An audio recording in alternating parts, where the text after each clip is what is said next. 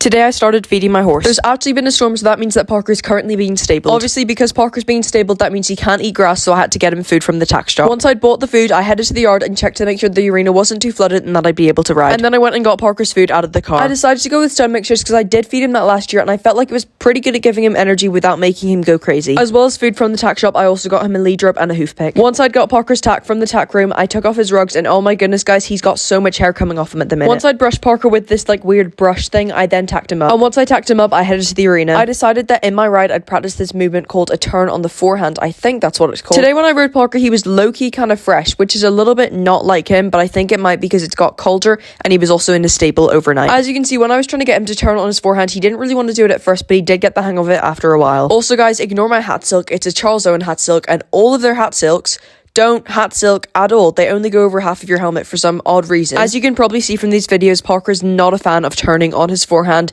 just because he doesn't really have mega strong hindquarters, so it's probably quite hard for him, but the more we practice it, the better he'll get. I also practiced some shoulder in, which I also got taught in my lesson. I actually have no idea if I was doing this right, so if anyone knows, please let me know in the comments, but I think it kind of was because you can't really see one of his legs, and I think that's what it's supposed to do. After I'd ridden him for about 30 minutes, I then cooled him down. I didn't want to ride him too much just because we were doing a lot of work that involves his brain. Once he was back in his stable with his rug on, I then made up his food. He got 1 scoop of Speedy Beat, some apple chunks, and then 1 scoop of stud mix. Once that was all mixed up, I put it in his stable and he was so happy to get some food. And then after that, I headed home.